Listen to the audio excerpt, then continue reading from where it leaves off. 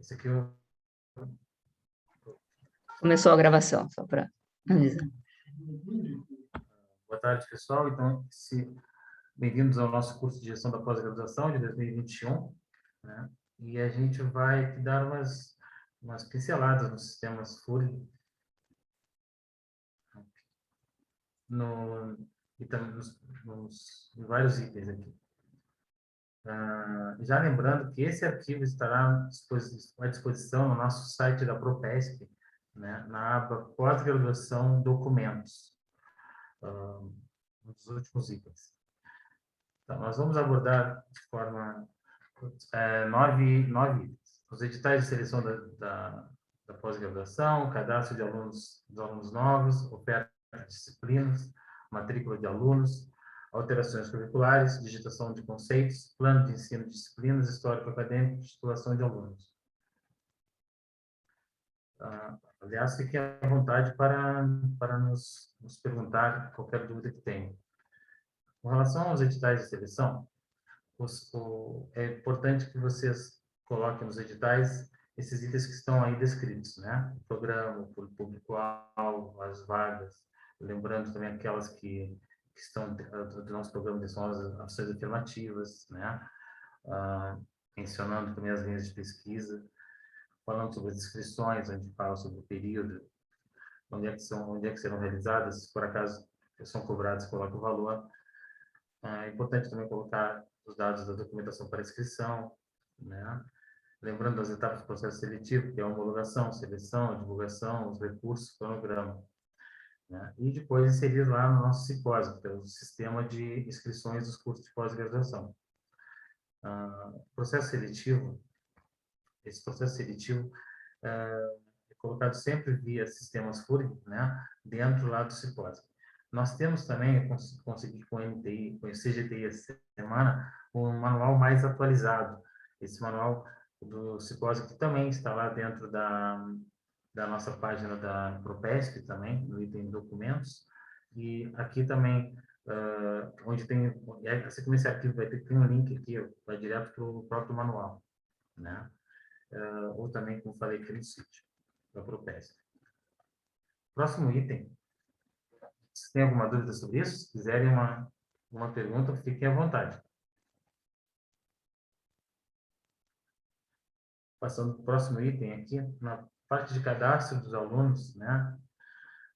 Nós temos lá dentro do sistema a aplicação da pós-graduação seleções, onde vocês devem, para que nós de pós possamos gerar uma matrícula, vocês devem aprovar, liberar os alunos para a matrícula e avisar o de pós, para a geração do número de matrícula dos alunos do processo seletivo.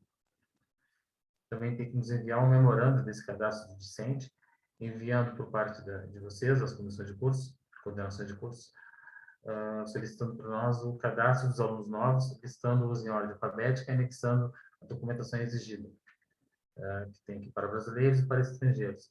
Inclusive, até é importante ressaltar que dentro dessa documentação, é importante quando a gente faz o edital lá para seleção no simpósio, né, atentar para esses documentos, pois às vezes a gente não, as coordenações de curso não solicita, por exemplo, uma fotocópia da certidão de nascimento ou casamento. Isso é importante. Os sistemas FURG lá exige para a gente dar sequência exige certidão de nascimento ou casamento. E também porque lá no final, quando a gente for fazer os diplomas, é pela certidão de nascimento ou casamento que a gente consegue colocar o nome correto da pessoa, por conta que geralmente nos documentos de identidade eles não são, por exemplo, tem uma pessoa que tem um acento, André, por exemplo, tem André com acento e sem acento. Esses detalhes, às vezes, influenciam na hora da gente fazer os diplomas. Por isso que a gente pede a certidão de nascimento ou casamento, né? Ali estão os demais documentos que a gente solicita para os brasileiros e para os estrangeiros, né? Pedaços de alunos. Na sequência, também, a gente sempre orienta, tem que cadastrar os alunos na plataforma Scupira, né, que foram aprovados no processo seletivo, né? Está aqui a tela onde mostra o item, né, que é ali no nosso portal coleta pessoas discentes. Ainda em cadastro de alunos novos, após a gente nós recebemos o memorando e a documentação, nós fazemos o registro dos alunos aqui no sistema, né? E enviamos para vocês o memorando, ou até por e-mail, informando o número de cadastro para a posterior matrícula desses alunos. Após, então, o cadastro dos alunos, a gente começa a parte de matrículas. Para isso, então, a gente tem alguns itens. Temos a parte da oferta das disciplinas, que tem a etapa de solicitação de disciplinas do sistema acadêmico, solicitação de disciplinas solicitar disciplinas para a unidade acadêmica e registrar os horários das disciplinas após a oferta na unidade acadêmica. No item 3.1, que é a solicitação de disciplinas para o próximo ciclo, tem todo um caminho que é feito. Vocês já têm, já sabem como fazer, mas eu procurei listar de forma bem detalhada aqui, né? E na próxima tela aqui a gente vai mostrar como é que é feito também, né?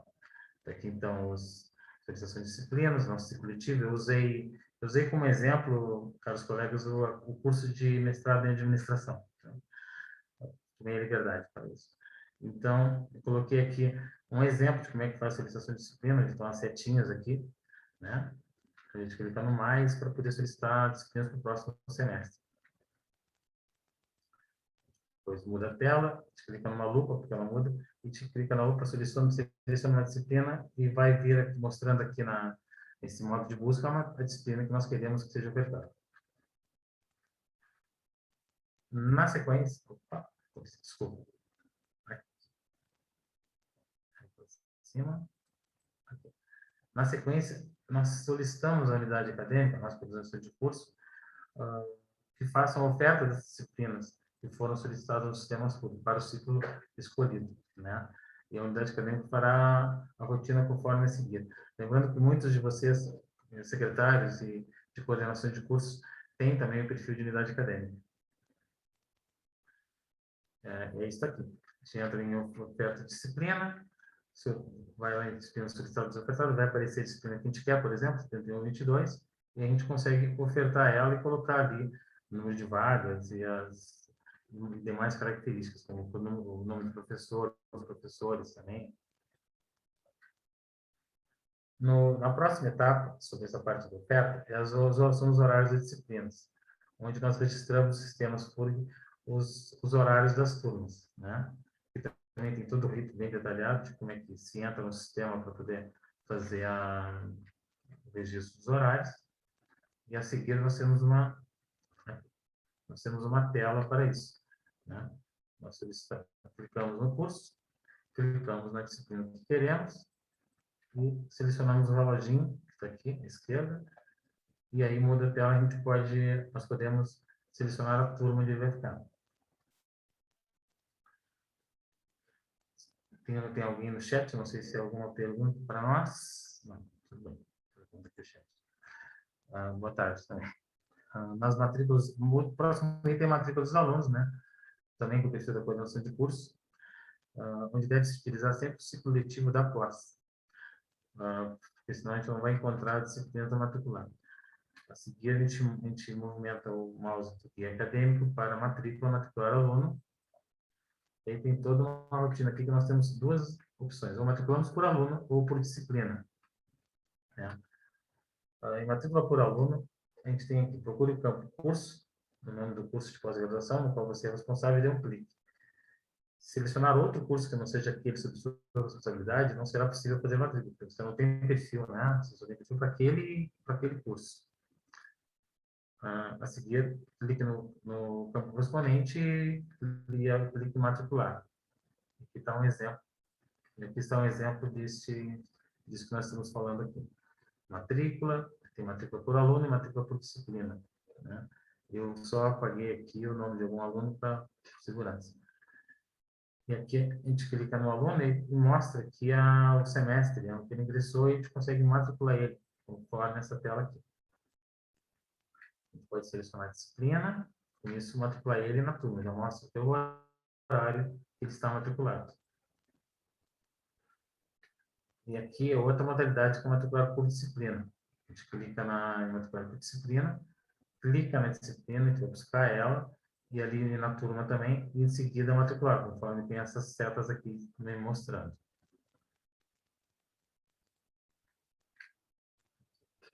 É o mesmo, é sobre matrícula por disciplina também, onde esse programa permite matricular vários alunos numa determinada turma, em uma única operação dentro do ciclo letivo e com matrículas são permitidas.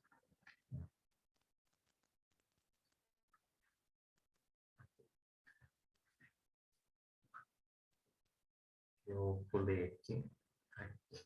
A matrícula por disciplina está aqui. A gente seleciona a disciplina, uma lupinha, e ele vai mostrar todos os alunos daquela disciplina e a gente pode matricular eles. Um lote, como se diz. Próxima orientação aqui, como imprimir o caderno de chamada. Tem aqui toda a orientação de acesso ciclo letivo.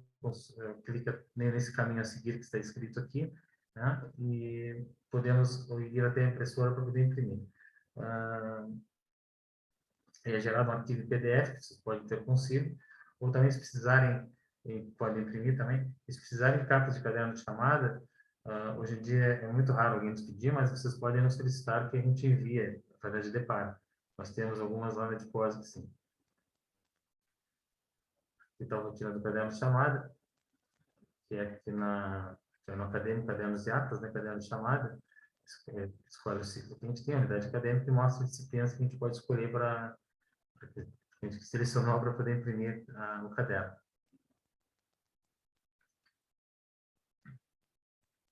E outra parte sobre a matrícula é imprimir os comprovantes de matrícula, né? É dentro do item matricular, a matrícula do aluno também, onde nós escolhemos o curso que o aluno, escolhe o curso que o aluno assinalar, clica no ícone imprimir comprovante para gerar uma tela e comprovante de matrícula. Vou mostrar a seguir. Aqui mesmo, o próprio item matricular aluno aqui, a gente pode clicar nele, clicar na impressora e ele gera um arquivo que a gente pode, tem até autenticidade eletrônica, autenticidade digital, a gente pode enviar para o aluno. E ele também pode obter isso também com o seu perfil de aluno também. O próximo item aqui é alterações curriculares. Como é que se faz as inclusões de disciplinas novas, alteração de características de disciplinas, exclusão de disciplinas do QSL. E para esse procedimento estão aqui todas as rotinas atuais, né? Como a Andrea mencionou, nós estamos também trabalhando para poder trocar essa modalidade, essa forma de solicitação, né, Andrea, de alterações curriculares. Porque hoje em dia a gente pede assim, a gente pede que o concurso envie um memorando para nós, que tenha todos esses dados abaixo, conforme está descrito aqui nesse slide, mas nem sempre ele vem todo contemplado. Faz com que a gente tenha que devolver para, né, para fazer o retrabalho, devolver para a comissão de cursos, coordenação de cursos. Nós estamos trabalhando para mudar isso e ficar de acordo com o que fazem nossos colegas da Prograde, né? Mas, de qualquer forma, além do formulário, igual vai ter que continuar vindo. Por exemplo, se for incluir disciplinas novas, alteração de características, vai ter que continuar vindo os conteúdos programáticos, a bibliografia, método da disciplina, ata de aprovação da unidade acadêmica, da concurso, se houver, né? Para a gente poder dar sequência no processo de inclusão de disciplinas, né, novas e também de alteração da característica dessas disciplinas. Assim como para a exclusão de disciplinas do QSL. Também, hoje em dia, o memorando com essas informações que nós temos, mas também tem a ata de aprovação da unidade acadêmica ou da coordenação de curso. Os procedimentos que nós fazemos são aqui. Se for uma disciplina de tópico especial, letiva, obrigatória, optativa, deve-se abrir o processo junto ao protocolo munido dos documentos acima, né, e memorando, que dá consta ali da CPG, pedido de depósito. Quando da criação de tópico especial, a CCPG pode optar por mencionar o período de vigência desse tópico especial. Isso é importante, porque pode valer só por um semestre, se depois nós mesmos tiramos ele lá do sistema, nós inativamos a disciplina. Dessa forma, a disciplina será excluída do QSL e ficará inativa na unidade acadêmica. O processo, aqui, né, seguindo os procedimentos, o processo segue para a diretoria de pós-graduação, que analisa, encaminha para uma câmara de COEPEA, mas, se necessário, encaminha para o CPG, para apreciação, aprovação e após encaminha para uma câmara de COEPEA. Após esse processo retorna do COEPEA para nós, onde nós executamos o que está constante na deliberação e comunicamos formalmente a unidade acadêmica com a ordenação de curso. E aqui, isso. E aqui eu estou mostrando para vocês como é que a gente visualiza o QSL de um curso, depois de alterações curriculares feitas. Então, nós vamos em sistemas, curso QSLs, apontamos no mouse para QSLs dos cursos, e depois a gente vai no olhinho. Eu peguei aqui o exemplo do nosso curso de mestrado em administração. Nós podemos selecionar qualquer um outro também. E aí, ao clicar em visualizar, nós enxergamos aqui as disciplinas desse curso. Depois de ter feito, por exemplo, uma alteração curricular, né? Vamos fazer isso. O próximo item que nós temos é sobre digitação de conceitos, notas dos alunos. Essas instruções são viáveis para a etapa ainda não fechada, né? Alguns concursos também nos perguntam sobre isso, então a gente colocou dentro desses slides estas informações que estão aqui. Por exemplo, para a etapa já fechada pelo docente, a alteração de nota, frequência, é um procedimento reservado aos responsáveis pela disciplina, onde devem solicitar a DPOSG a reabertura da etapa para a digitação de notas dos sistemas, para alterações. Dentro dos procedimentos de digitação, nós temos que o professor deve selecionar o ciclo letivo, clicar aqui tem todo o caminho acadêmico, nota de digitação, vai aparecer a lista de turmas atribuídas pela unidade, o docente e funcionamento do ciclo. Ele escolhe a turma que deseja digitar, marcando-os com um clique. Bom, aí tem todo esse caminho, né, que os docentes fazem para poder colocar e digitar as notas. Por fim, vai aparecer uma lista completa dos alunos da turma, selecionada com espaço para nota e frequência, e eles devem digitar as notas e frequências dos alunos, bem como o total das aulas lecionadas. Aqui tem todos os procedimentos de digitação que você deve fazer. Ele tem que salvar, fechar, voltar aqui dentro dos sistemas. O importante aqui é a diferença entre salvar e fechar. Salvar uma nota salva as notas de frequência digitadas, mas não dá por encerrado o trabalho de digitação naquela etapa, de modo que o professor, ao escolher novamente essa turma, a nota de digitar notas, voltará a ter a mesma etapa da tela, agora com as notas anteriormente digitadas. E fechar, além de salvar o que foi digitado, dá por encerrada a digitação da etapa em questão, onde, além de permitir digitar a próxima etapa, exporta essas menções no respectivo histórico do aluno. Tem aqui uma pergunta no chat, eu acho, da Débora. Quando o mestrando fica um semestre a mais, a nota de dissertação vai na última matrícula que na anterior colocamos? Deixa eu pensar aqui, Débora. O Rodrigo falou sim. Valeu, Rodrigo. Respondeu já que sim aqui para a Débora. Isso. Se quiser falar, pode falar, Rodrigo, sobre isso para ajudar. Sim, ela no semestre anterior bota o ID incompleto e no último semestre coloca a nota. É isso mesmo que ela escreveu ali. Obrigado, Rodrigo. Fique à vontade para interromper. Mais uma perguntinha agora, do Carolina.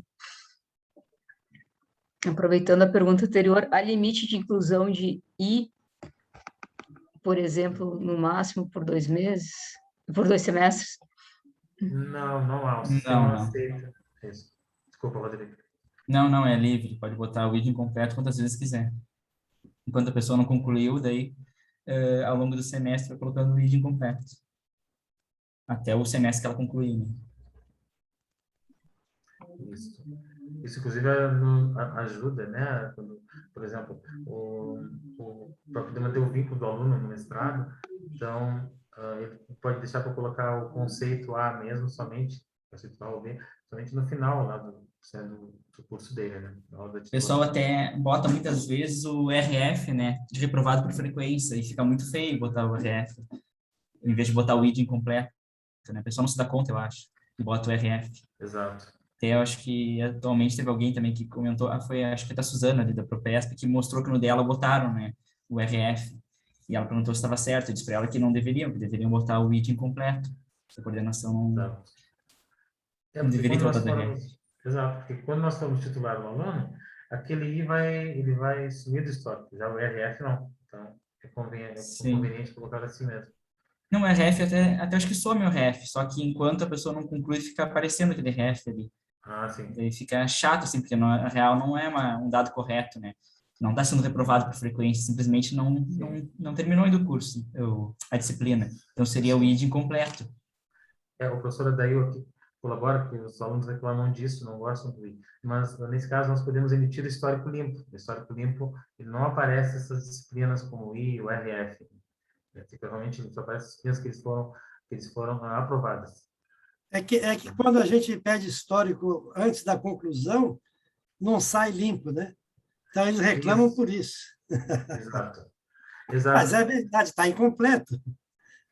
Sim, mas o RF eu acho que fica mais feio ainda, né? O RF. Ah, né? sim, Também aí é reprovado pior. por frequência. Que é o mais Aí comum que o pessoal bota, RF.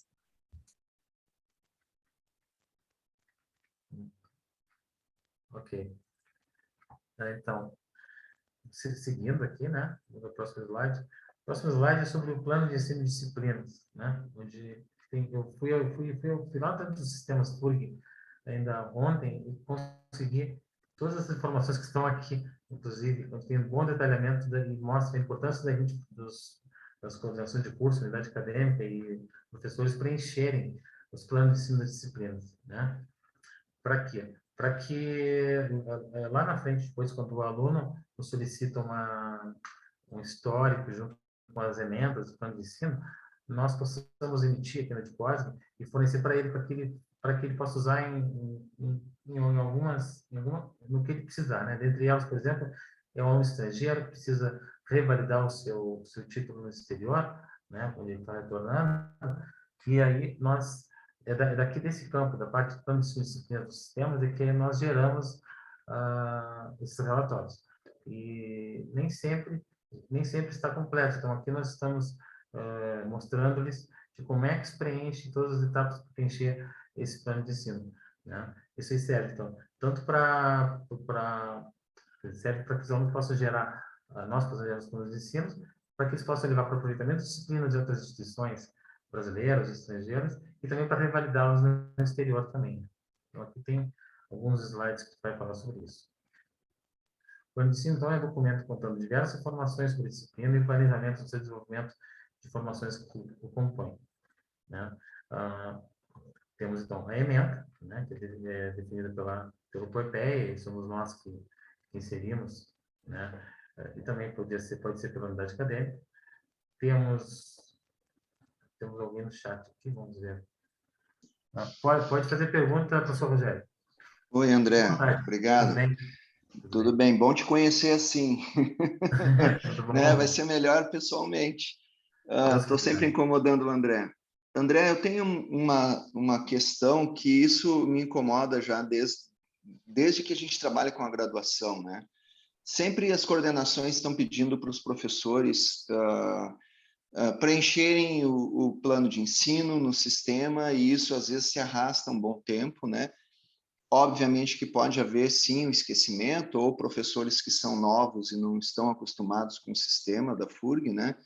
Mas não existiria, e isso é uma questão para vocês mesmo, né, que já estão acostumados, não existiria uma forma de trancar o preenchimento de notas enquanto o professor não preenchesse o plano de ensino? Porque, às vezes, as pessoas só vão preencher o plano de ensino lá no final.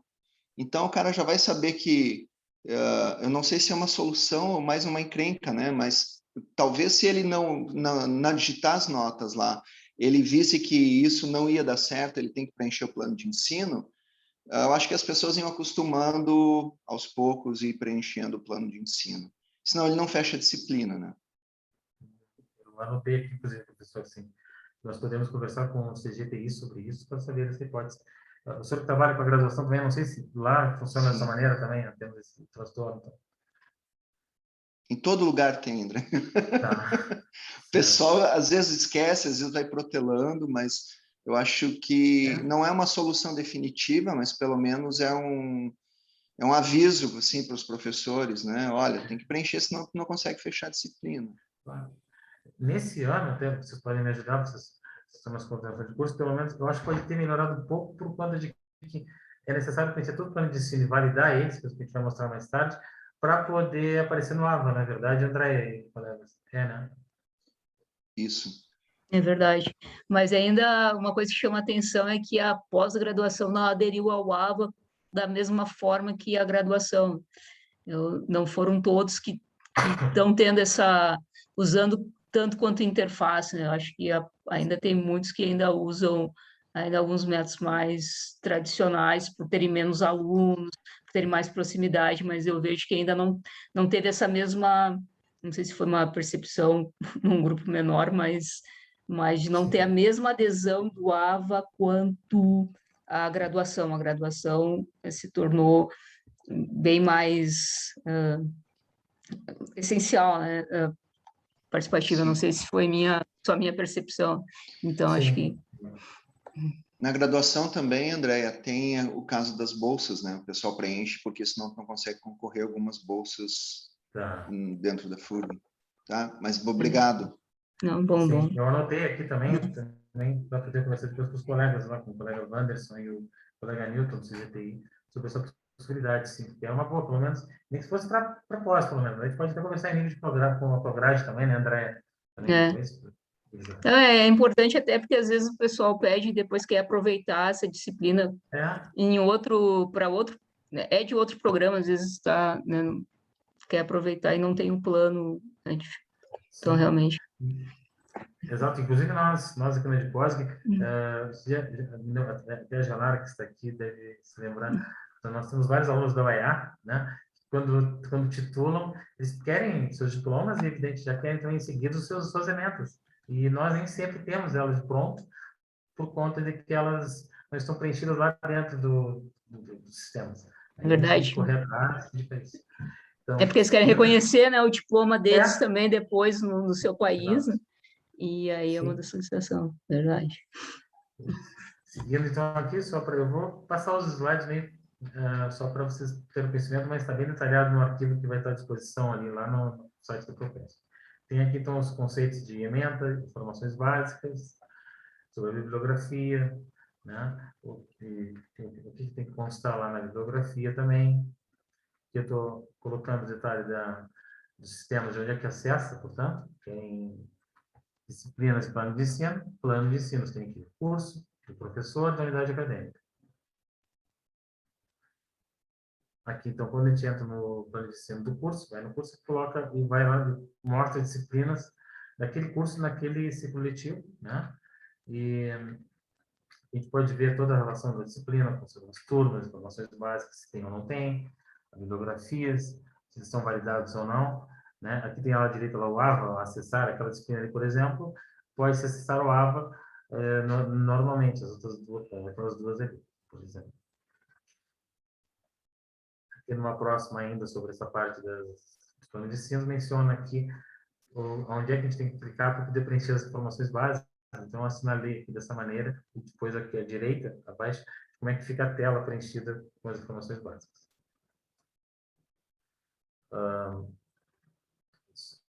Aqui ainda é sobre a bibliografia, né? Informações básicas, agora bibliografia, onde a gente mostra também onde é que se assinala para poder inserir a bibliografia. Certo? Tem aqui no chat algumas perguntas. Certo. Ficou... O Rodrigo está atualizando aqui. Está me ajudando aqui. Ótimo. Tá. Colocando o local. Só para te ajudar, esses documentos vão ser atualizados ainda, né? Exatamente. Obrigado, Rodrigo. Ficou de olho aqui no chat e também na apresentação. Aqui, então, por fim, a gente tem que validar os planos de ensino, né? Que com ele a gente consegue. Com ele validado, ele fica acessível ao ambiente virtual de aprendizagem e às consultas dos discentes que solicitam esses planos para aproveitamento ou revalidação de estudos em outras instituições do Brasil e exterior. E aqui é como é que se revalida, né? Vai ali nessa setinha, seleciona a disciplina e vai na setinha verde, valida ou desvalida. Ele pode também desvalidar para poder fazer algumas alterações. Isso é a coordenação de curso que faz, todo semestre. E aqui, mudando de assunto, é sobre o histórico dos alunos. Como é que se acessa os históricos? É só irmos em aluno acadêmico, alunos, e aqui também tem toda uma explicação de como é que se acessa o histórico. Se eu simplesmente cliquei no item ajuda, que vocês podem ver à direita, aí aparece esse menu. Então, por isso está bem detalhado de como é que vocês podem acessar. Tem aqui uma observação que alguns concursos que estão aqui vão se lembrar, por exemplo, a nossa colega Andressa, que aqui diz que o histórico limpo pode ser acessado pelas coordenações de cursos. Mas hoje eu conversei com um colega do CGTI e mostrei ele de que ainda não dá. Porque quem tem esse perfil de coordenação de cursos de secretaria, não tem. Eu confesso que eu não sei se quem tem perfil de coordenação de cursos coordenadores tem essa possibilidade. No entanto, o colega do CGTI me informou aqui. A emissão de histórico limpo só é possível para aluno formado, tá? Isso vai até ao encontro do que o professor Adair falou naquela hora. Mas, pelo que eu conversei com uma colega Andressa, da PPG Agricultura, o ícone de histórico limpo não está aparecendo. Então, o CGTI está trabalhando nisso para poder viabilizar para vocês. Ele só aparece para nós aqui da Dipose mesmo, por enquanto, e da Prograde, desculpa. É aqui que é a próxima tela, onde mostra onde é que você clica no histórico. Então, é as telas, esses ícones é que aparece para a gente. Aqui, o ícone histórico completo, histórico limpo, histórico em inglês. Né? Também eu vou aproveitar e pedir-lhes que, quando eles pedirem história em inglês, a maioria das disciplinas, acho que 70% das disciplinas estão em inglês já. Foi feito um ótimo trabalho pelo nosso colega Rodrigo Pereira, né? Mas algumas ainda não estão. Então, aquelas que não estiverem, observarem, podem nos solicitar que a gente providencie dentro do possível a tradução. Ele adaptou os sistemas estrangeiros, porque os regimes, né, acadêmicos não são iguais, né? Ele adaptou, Rodrigo, para o sistema, por exemplo, europeu, que são dois diferentes, né? Ele apenas Eu digo, fez adaptar, tradução, professor. quer dizer, é só uma transcrição, não é uma tradução juramentada, né? Não serve para fins. Sim, aí eu não saberia dizer. Eu acho que ele deve ter. Eu acho que traduziu conforme estava escrito mesmo. Acho que é. Ah, tá. Então aí tá. Então fica tudo bem, é informativo, então. Certo. É bom, serve pelo menos para dar. Às vezes a gente tem que dar uma declaração de algum tipo, alguma bolsa estrangeira, aí a gente usa esse texto para isso, né? É bom. Sim, exatamente. Senão a gente vai ter que reescrever, né? Mas tudo bem. Sim. Já é uma ferramenta boa sem ter. Sim, já facilita para mais mesmo. E agora fechou, né? Não tem mais o Nutra, quer dizer, como prestação de serviço de tradução. A qual trabalhava o Rodrigo, inclusive. Rodrigo Pereira, né? Eu acho que é Isso. Isso. Que agora é docente. É Sim, nós mantemos. Eu sou membro, por exemplo, para outras coisas, a gente faz congressos e tal, né? Trabalha com tradução, mas não é mais trabalho propriamente dito. Sim, certo. E então, aqui, o próximo item. Próximo item, então, agora já é parte do nosso Rodrigo, que é processo de emissão de diplomas.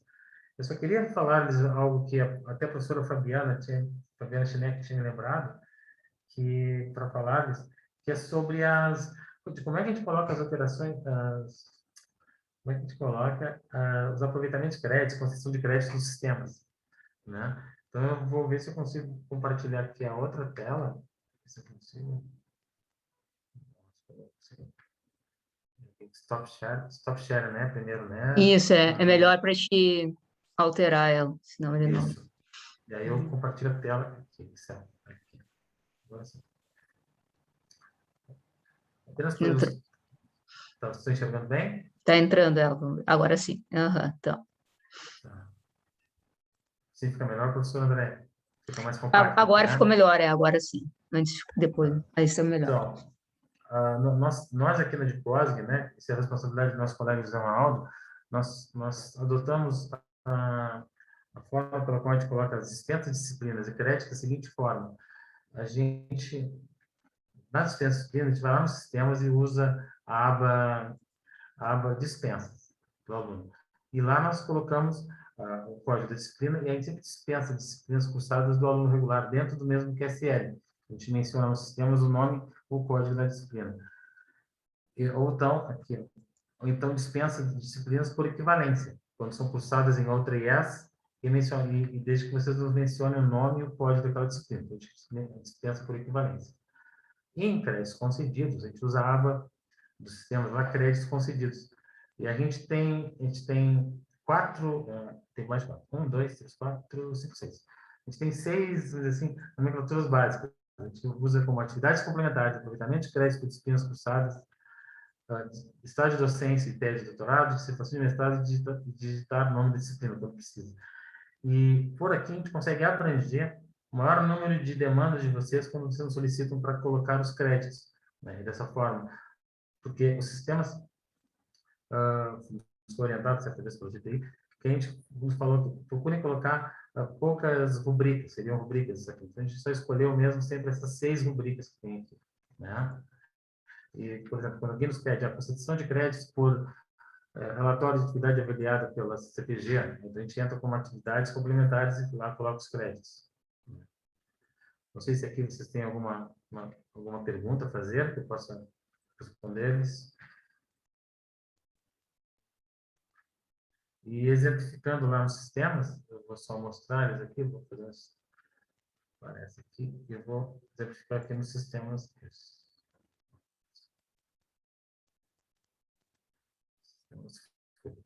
Aqui. Peguei aqui uma colega, né? E aqui estou direto com a aba de créditos concedidos. Então, tem um exemplo aqui. Ele, por exemplo, ele aproveitou a disciplina de uma outra instituição, e aí eu coloquei a dispensa de disciplinas de estatística ambiental. Foi feito um memorando para a gente colocou assim, essa forma que a gente consegue fazer, né? Se eu quiser, eu posso colocar. Por aqui eu posso descrever no histórico, uma daquelas rubricas que eu lhe falei. O texto livre aqui é uma daqueles textos que vocês mandam para o memorando, e aqui embaixo é o número de créditos. E ali vem depois a parte do documento que a gente preenche, né? Seriam essas as minhas considerações, né? E agora eu vou passar para o colega Rodrigo, se o André me permitir, para ele conversar com você sobre a emissão de diplomas e as rotinas.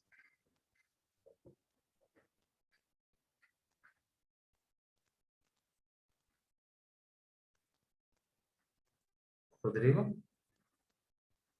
Está com o microfone desligado.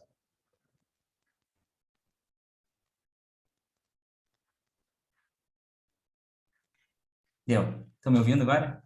Sim, estou te ouvindo É que eu bem. fui compartilhar a tela, daí eu não achava o lugar onde liberava o microfone. E daí ele vai lá para cima, né? Tudo bem, pessoal? Meu nome é Rodrigo, eu faço parte da diretoria de pós-graduação, não sei se todo mundo me conhece, e sou responsável pela parte de emissão de diploma, do processo de emissão de diploma. Então, eu vou apresentar para vocês aqui brevemente como é que funciona o processo.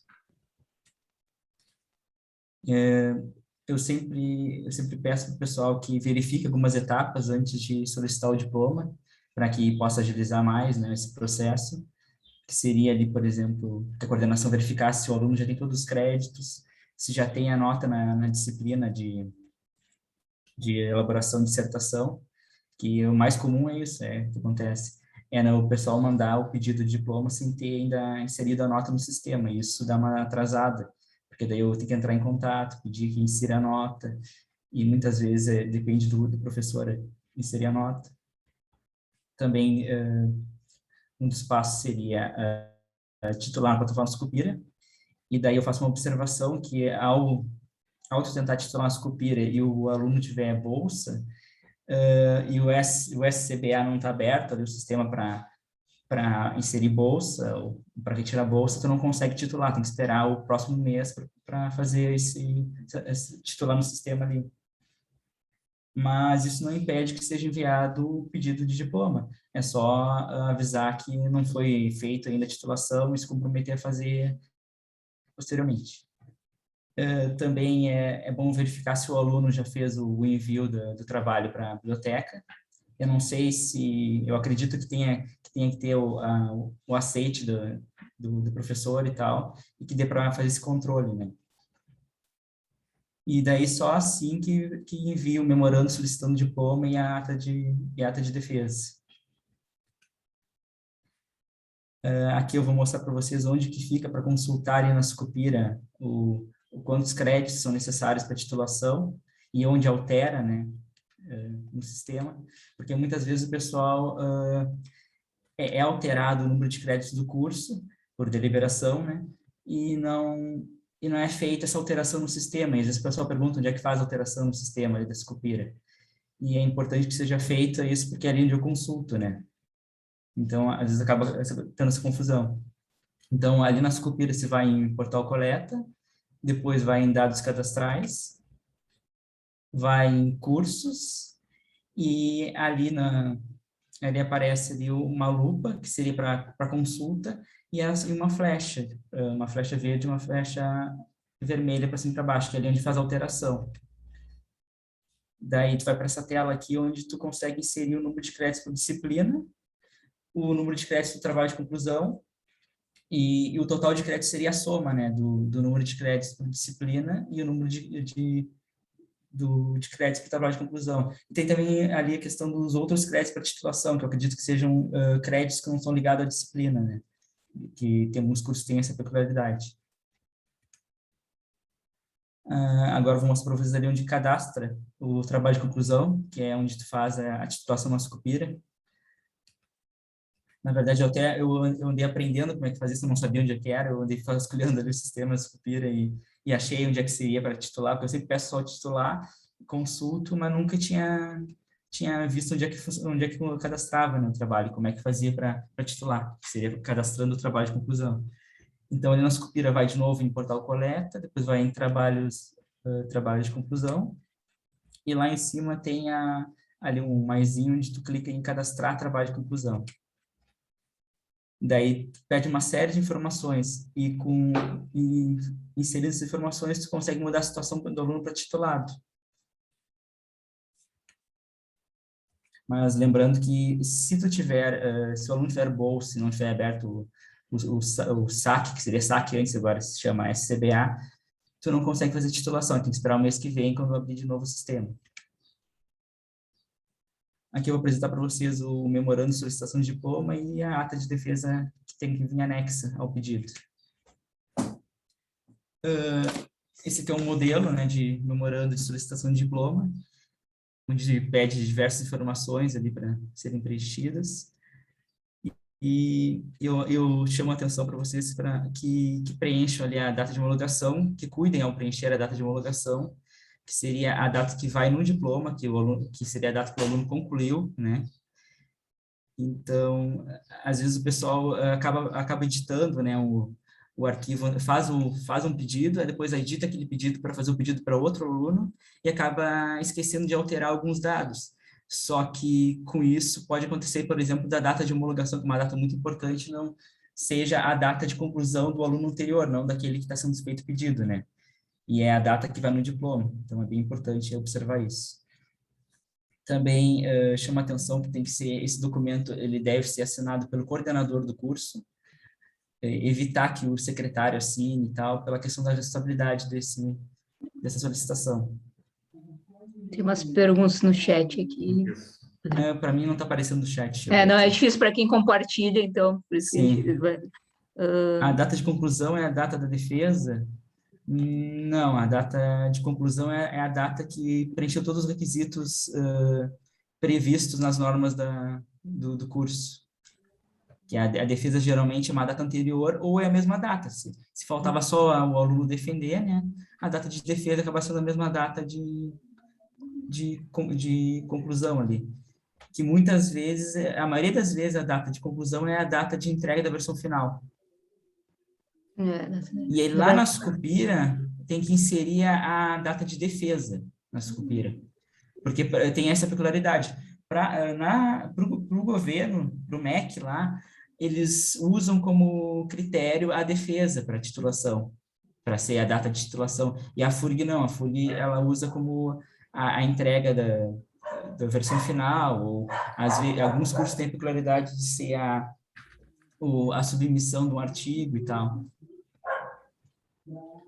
Seria só isso. Bem esse ponto mesmo, Rodrigo, porque é isso, às vezes tem a defesa, e aí tem para depois a emissão do diploma, solicitação, todos, né, tem os PPGs, tem algumas exigências a mais que ainda o estudante não cumpriu, né?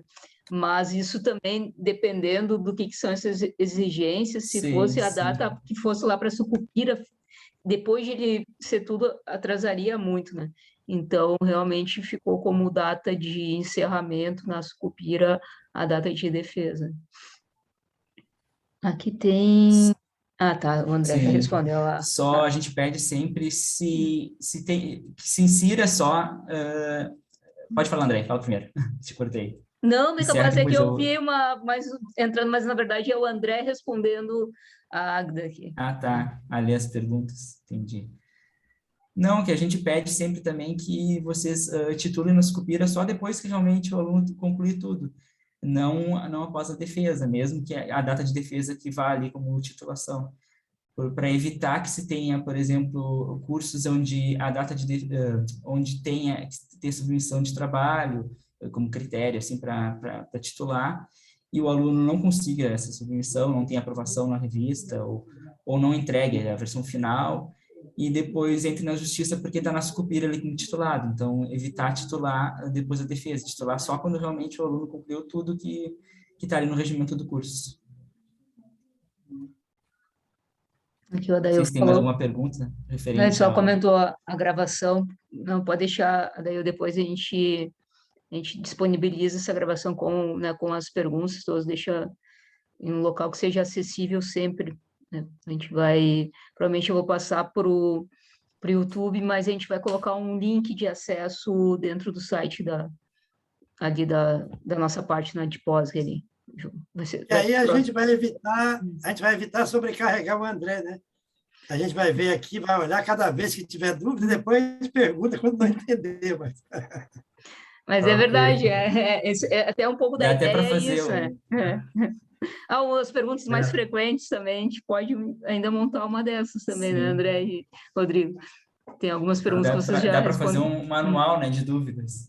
Só que parece que as dúvidas são sempre intermináveis, né? Tu pode fazer um manual, mas sempre surge uma dúvida nova que até às vezes nem a gente sabe. A gente tem que correr Mas por atrás. isso que eu estou gostando se fosse só o tutorial aqui, não ia funcionar tanto quanto a gente vai perguntando, vocês vão respondendo, né? Então vai Sim.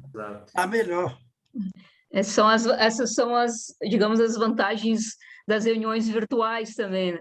Que facilitam essa troca de informações que às vezes o presencial seria nem todos estariam, né, nem todos conseguem estar presente, então essa aqui é mais abrangente, né? E eu acho que tanto alguns preferem usar o chat, às vezes não gosta, tem gente que não gosta de fazer o questionamento, né?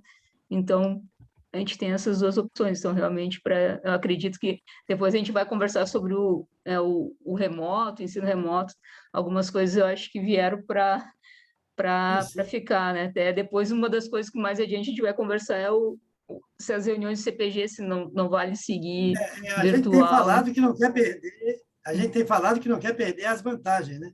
Vamos evitar o desgaste, mas as vantagens não. Exato, exatamente isso. Saber como integrar ambos, né?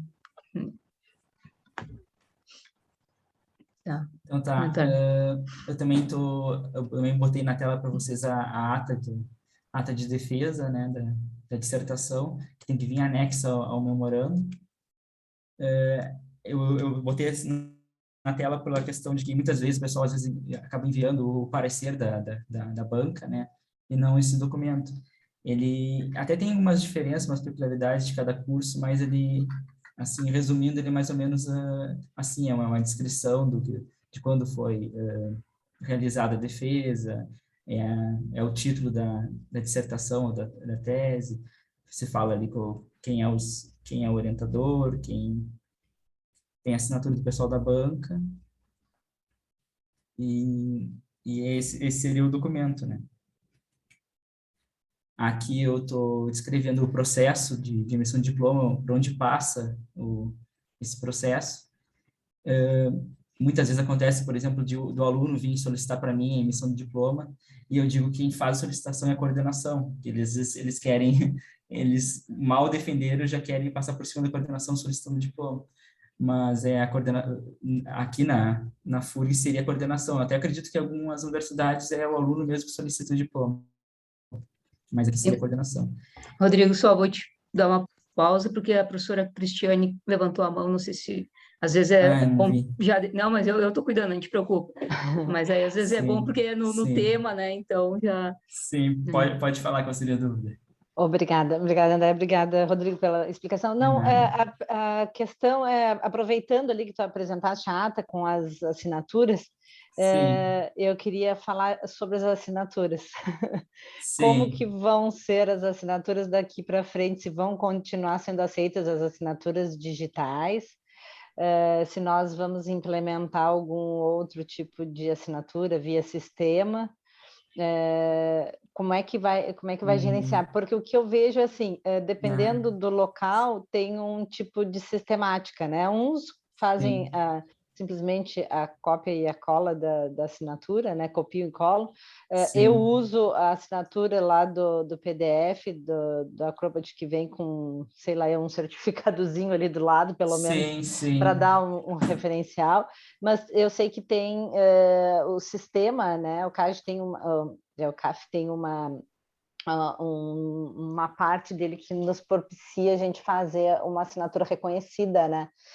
Queria saber sim. se a gente vai continuar com essa assinatura, vai continuar sendo aceita. Só, eu sei que não é o foco exatamente Sim. do que tu estavas apresentando, mas aproveitando para perguntar, É né? que na verdade, a gente ainda não tem uma definição de como é que vai seguir sendo feito. Porque hoje é feito, né, o pedido ele é feito por e-mail, é enviado ali o memorando, a ata por e-mail, mas como é feita as assinaturas hoje está em aberto, né? Cada coordenação faz da sua maneira, assim. Uns Mas, colam, sim. outros imprimem, assinam e É, Aproveitando para colaborar também, Rodrigo. Falou, Rodrigo, pessoa correta? sim, pode falar. Então, aproveitando para colaborar, eu já recebi recebi ontem até alguns pedidos de cadastro de bolsa, CAPES, aqui da Movimento Social, onde a assinatura foi aquela do governo, aquela do EGOV que nós temos, ou seja, eu creio que poderíamos sim também adotar nas atas a mesma assinatura, pois ela tem autenticidade digital também, tem autenticidade digital, né? É que, na Então, verdade, a gente não sabe como é que vai voltar assim, o andamento, né? Se vai seguir com muita coisa ainda digital ou não. Então, a partir eu do acho que momento que a até gente tiver uma. mais essa Né? definição, aí a gente vai pensar como é que a gente vai fazer, né? Mas eu acho que é uma Porque boa pergunta antes era mesmo. tudo físico.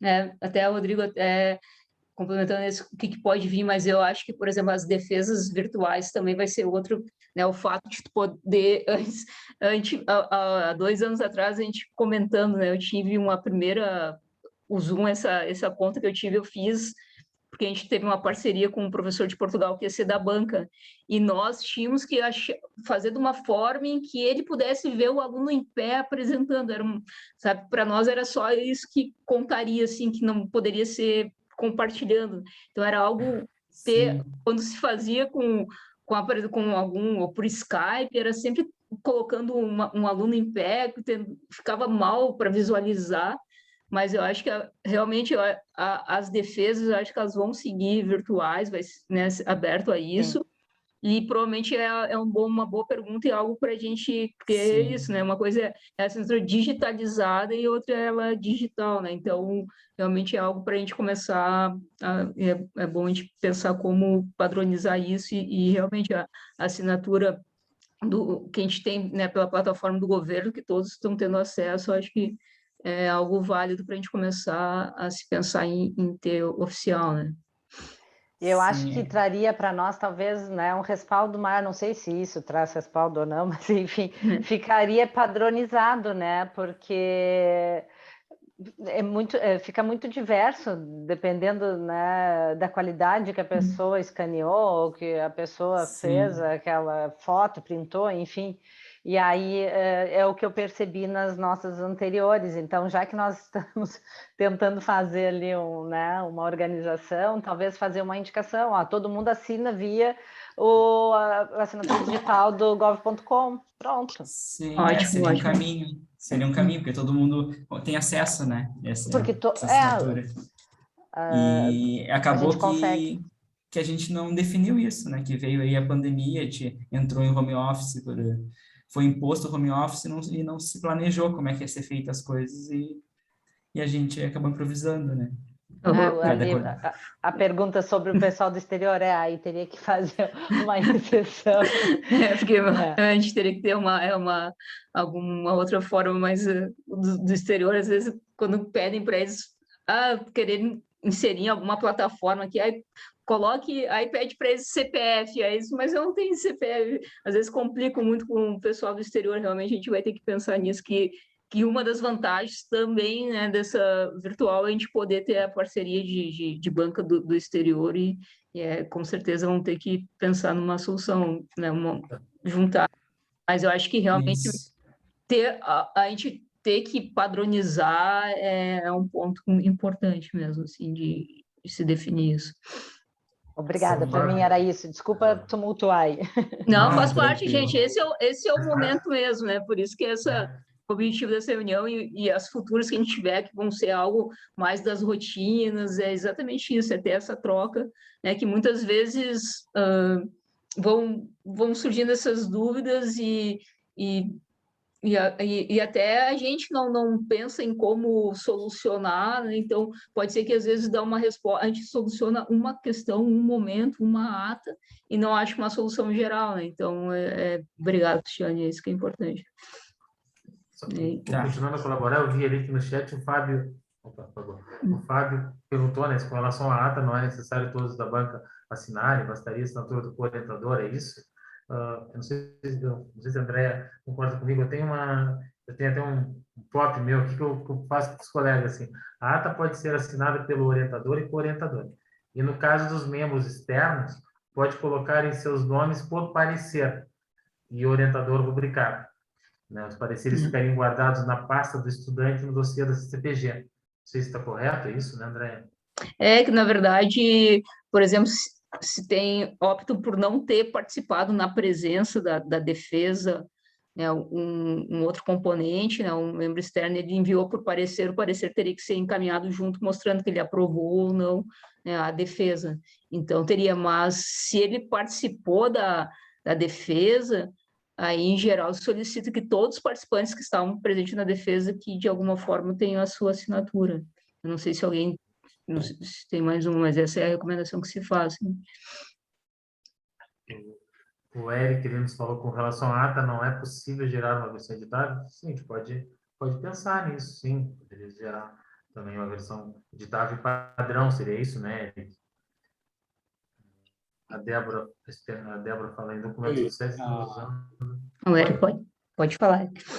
A questão da ata é que, como tem essa questão de inserção das assinaturas, quando você manda essa ata em PDF gerada pelo sistema, tem muita gente que tem dificuldade em inserir a assinatura, né? Então, é mais por causa da inserção das assinaturas. É verdade. Vai ter que ser pensado de uma maneira de que seja prático para todo mundo, mas isso a gente vai pensar, acho, posteriormente. Certo? A Débora colaborou ali que documentos oficiais estamos usando a assinatura digital do Gomes, sim. O Flávio falou assim, exceto estrangeiros, né? O Eric contribuiu, os membros do exterior, acho que a gente falou sobre isso, né, André? Aham. O professor Rogério, estou olhando para os brasileiros, né? E o Flávio, e nós temos alunos estrangeiros pelo antigo DINTA, que são residentes na Argentina. Daí, com certeza tem essas exceções, a gente vai ter que ver, não vai ter que compadronizar, né, o EGOV sendo total, mas a gente vai ter que ver essas duas situações, mas algo que fique um pouco mais... Não sei se vai ter uma forma, né, que vai claro. Porque às abranger vezes todo a gente, mundo para para facilitar algumas para todos, situações, né? Fica mais difícil de se obter e, né, então... Vai ter que definir uma forma e, de repente, abrir algumas exceções, né? Porque eu acho que nunca vai contemplar todos, nunca vai... Sempre alguém vai encontrar algum empecilho de fazer daquela forma, né? E a Gionara colabora ali dizendo que ela não sabe qual é o sistema, mas que a Unipampa faz tudo de forma digital via sistema, como o FSM também. O PEL faz assinatura do sistema, são essas maneiras. O que nós podemos falar que via sistemas que o nosso CGD está trabalhando, né, Rodrigo? É que eles estão trabalhando de gerar o diploma digital, mas aí é outra coisa, não tem a ver com a nossa ata que está conversando aqui. Só para dar um spoiler para vocês. Eu acho que a questão dos sistemas ainda tem várias, acho que tem vários avanços que ainda vai ser, né? E quanto mais a gente conseguir incorporar via sistemas, tanto avaliação quanto assinaturas, né? Vai facilitar muito, mas ainda a FURG nessa parte de vários desses processos ainda está mais atrasado mesmo que outras universidades, e aí realmente tem uma sessão, tem muita demanda, então tem várias coisas até da nossa parte, né? A gente sabe quando entra em contato com os colegas do CGTI, eles vão tentando dar o retorno, mas a demanda deles é bem elevada, mas eu acho que vai avançar ainda bastante, mas eu vejo que a gente está muito atrasado em várias formas de usar o sistema para, né, para andamento de processo, mas realmente é bom cada vez mais a gente conhecer as universidades que tem como exemplo para a gente poder solicitar, né? Só às vezes demora um pouquinho. A Daiane colaborou ali também, dizendo que participou de 2 bancas no mês passado, teve esse tema. Não sei se ela poderia dar um breve testemunho de como é que foi feito para a gente poder até anotar aqui e tentar conversar com o CGTI. Agora, se ela puder dar uma palavrinha, ou então, em outro momento, a gente conversa com ela. Talvez em outro momento, André, porque o pessoal acho que tem depois uma reunião, né, em seguida, Certo. a gente não vai conseguir prosseguir. Eu vou Assim, anotar né? para mim. Obrigado. Então, aqui eu estava apresentando para vocês como é que seria o processo de emissão de diploma, para onde que passa, né? Então, a coordenação ela solicita por memorando o ATA, a de pós ali, da Propesp. Daí ocorre todo um processo ali que eu vou descrever para vocês no próximo slide, que o processo interno ali na de pós. E a partir daí é expedido o diploma e enviado para o CRA da Prograde para registro desse documento. Depois de registrado, ele é enviado para a reitoria, onde são coletadas a assinatura do reitor, e depois ele volta para o CRA para ficar disponível para o aluno. Esse seria o caminho padrão assim do processo de emissão de diploma. E aqui eu descrevo alguns processos que é feito ali na Propesp, porque muitas vezes se tem a ideia de que simplesmente vem o pedido, é só imprimir o diploma, mas hoje leva entre todo o processo de ser solicitado pela coordenação, passar pela Propesp, e ir para o CRA, ir para a reitoria, a gente hoje está dentro da demanda que a gente está dando um prazo de até 120 dias. Tem levado bem menos tempo. Mas em outros momentos já se teve 60 dias para ficar disponível para o aluno, mas isso varia muito conforme a demanda, assim, conforme o número de pedidos que estão vindo. Varia conforme a época do ano também. Então, o pedido vem para mim, eu cadastro ele ali, eu tenho um controle onde eu uso para consulta particular e para dizer para o aluno a quanto que anda o processo de emissão do diploma dele. Ele vem o pedido, eu cadastro nesse sistema aí de controle, e também para não se perder, né? Saber o que para onde anda o processo, saber que solicitações foram feitas, a gente padronizou nesse controle interno, né?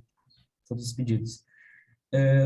Depois eu verifico, né, o número de créditos, verifico se está titulado na Sucupira, e daí caso esse passo ainda não eu encontro ali que falta créditos ou falta titular, eu entro em contato por e-mail com a coordenação para que seja regularizado para prosseguir o processo.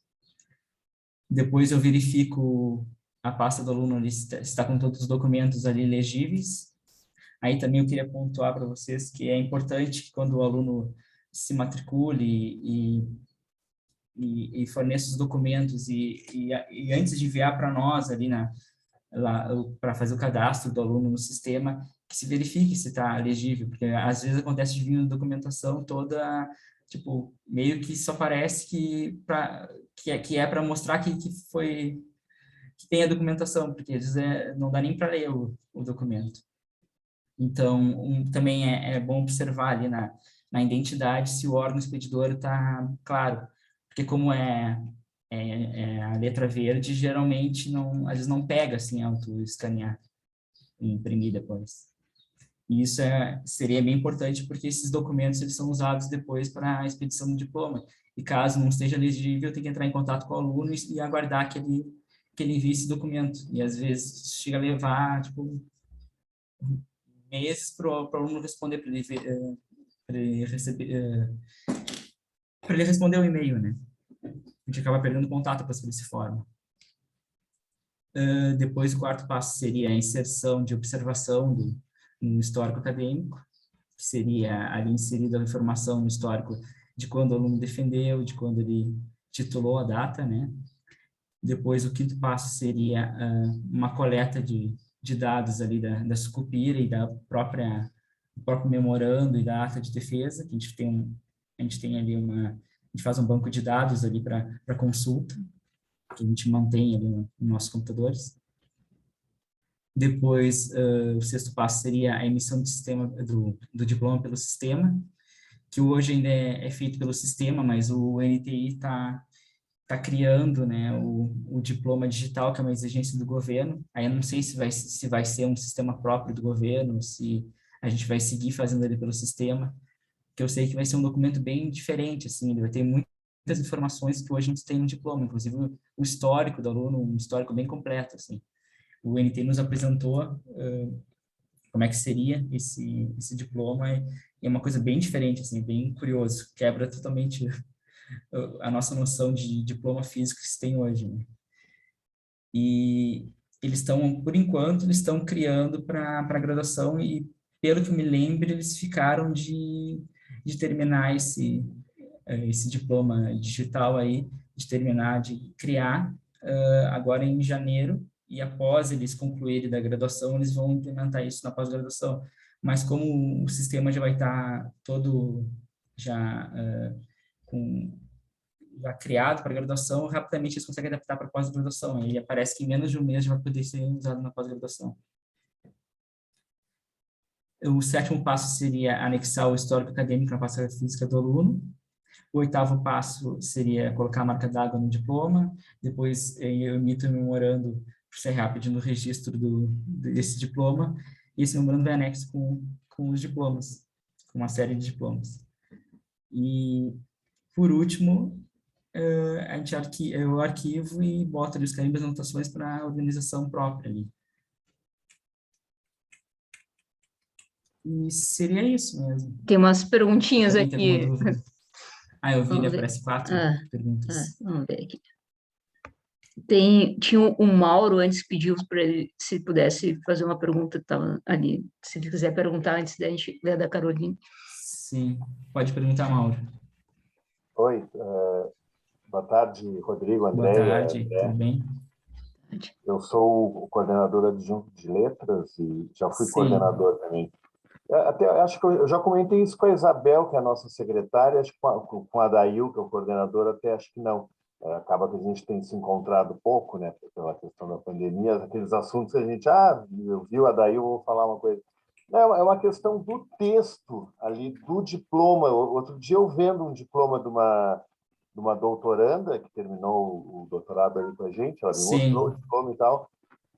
Porque assim, a nossa área é uma área, ela é dividida em duas, né? A área de letras. No Brasil, ela tem essa tradição, a área de literatura e a área de língua portuguesa ou linguística. E são áreas, embora sobre esse guarda-chuva de letras, são bem diferentes, né? E inclusive, quando abre um concurso numa universidade, na FURB, por exemplo, se pede doutorado em letras, área de concentração em literatura.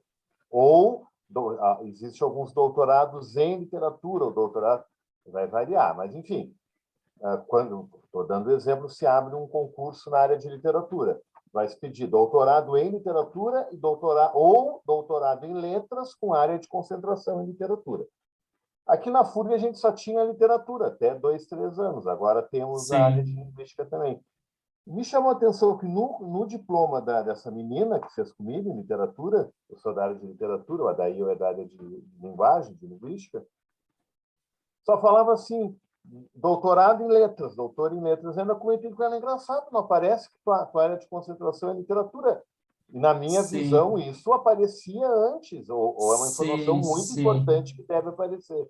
Sim, a Mas André estava comentei com a Isabel, a gente tem que ver isso, porque tá estranho, não pode, acho que não pode ser assim, até por uma questão de concurso, para tu provar que a tua área, tudo bem, tu mostra o histórico, tu, por uma via indireta, tu até, não, eu sou da literatura, mas no diploma, Então, me parece que essa é uma informação que teria que ter, eu não sei como é que, sim. como é que se faz. Então, antes o diploma ele era feito de uma forma mais manual, né? Era feito pelo Word, assim. A gente sempre botava essa informação. Só que no momento que migrou para o sistema da FURG para se fazer o diploma, a gente não tinha mais como inserir essa informação. E daí, por um tempo, a gente não conseguiu mais inserir. E daí eu solicitei ao CGTI, que na época era NTI, que inserisse essa informação. E eles demoraram bastante tempo para conseguir inserir. E, e provavelmente foi por isso que essa aluna não aparece para ela. Só que agora, recentemente, há, não sei se 1 ou 2 meses, a gente já conseguiu fazer com que apareça essa área de concentração. Ah, tá. E Uhum. daí tem que vir no memorando ali, tipo, solicitando que seja inserida a área de concentração e qual seria a área daquele aluno, para a gente poder inserir no verso. Ah, tá. Isso vale para qualquer curso, né? Que eu sei que o pessoal da Letras, que sempre teve essa demanda, e o pessoal da Química, doutorado também. Uhum. Não, Mas, letras é bem importante que isso. Tá, não, sim. ela se formou já faz uns 2 anos, então acho que foi concluiu o doutorado, então deve ter sido nesse ato aí que tu está comentando. Ali na Química, inclusive, eles fazem um documento para o aluno, ali ele mostra o interesse, eu acho que ele assina até o documento, de que é que apareça a área de conclusão, porque nem sempre é interesse do aluno que apareça essa área de conclusão, porque pode fazer com que, para alguns concursos, aparecer a área de conclusão não seja um benefício, assim, sabe? Restringe um pouco a área dele. Sim, sim. Que ele queira que apareça que é uma área mais ampla, né? Mais Que dê a amplo. entender que é uma área mais ampla. Tá, não, ok. Então, acho que está resolvida a questão, então. Certo. Mais alguém tem dúvida? Tem uma pergunta da Caroline aqui. No caso de alunos que alteram o nome no decorrer do curso, há algum problema de que o nome correto seja informado na solicitação do diploma e continue o antigo na titulação no Sucupira? O ideal, na verdade, é ao solicitar, né, o diploma, anexar no memorando ali o nome, na verdade, a certidão de casamento, né? Provavelmente seja casamento, né? Que tem alterado o nome. Anexar a certidão de casamento junto ao memorando. E que eu não sei como é que funciona ali para alterar o nome na Sucupira. Mas também o ideal também seria que se trocasse na Sucupira o nome. Não sei se é possível. Sim. Porque eu sei que a Sucupira, o nome que aparece Sucupira parece que é o nome que é registrado lá É vinculado ao CPF, né? no CPF, né? Então, eu não sei se a gente consegue alterar ou se a Sucupira depende exato. de externo, né, para ser alterado assim. A Sucupira se atualiza de tempos em tempos, se baseando na base de dados da Receita Federal. Então, cabe sim a gente orientar o aluno de que ele faça essa alteração na Receita Federal, como disse a colega Caroline, para que quando a Sucupira importar novamente a base de dados da Receita Federal, atualize lá também. Eu acho que não é automático, né? Acho que alterar o nome no cartório não faço que altere lá na Receita Federal, né? Enquanto acho não. que tem que entrar em contato, acho que é a Receita Federal. Ok. E quando, por exemplo, a gente já encaminhou a certidão de casamento no decorrer do curso, então no sistema FURG o nome dela já está correto. Então, igual a gente encaminha de novo no pedido de emissão do diploma. Não precisa. Se já foi encaminhado a certidão de casamento ao longo do curso, assim, não precisa, porque a gente vai ter ali já ela arquivada, né, nos nossos documentos. O que acontece muitas vezes é que a pessoa se casa no decorrer do curso e esquece de enviar a certidão de casamento. Ou envia para a coordenação e a coordenação não repassa para a gente. E daí, ao fazer o diploma, eu faço com o nome de solteiro e o aluno depois acaba reclamando, né?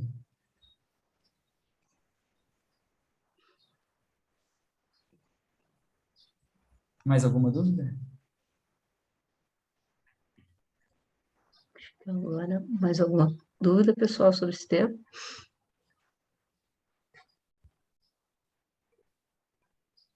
Então, acredito que nessa etapa, a gente pode encerrar, assim, se não tem mais nenhuma dúvida, né? Queria agradecer muito, imensamente, ao André e ao Rodrigo. Que bom que muitos conhecem vocês por telefone, né? Por e-mail, agora estão vendo vocês virtual, mas, né, vendo fisicamente. E eu acredito que vocês trouxeram, elucidaram várias questões né, e também, mesmo que surjam novas, acho que abre esse canal, fica mais próximo, né, ter tido essa oportunidade aqui de a gente trocar essas ideias, essas questões. Certo, obrigado pela oportunidade também. Também queria agradecer a participação que está aqui do colega José Ronaldo, também da equipe, que ele está aí também na nossa reunião também. E agradecer também o convívio com vocês, mesmo virtualmente, colegas coordenadores, secretarias, secretários, por nesse 1 ano e 9, no ano e 10 meses já, de convívio, e também pela paciência que tiveram comigo em algum momento, e desculpa por alguma coisa que porventura possa ter me passado, ou me dado a informação correta. Eu também agradeço a oportunidade e me coloco à disposição para qualquer dúvida.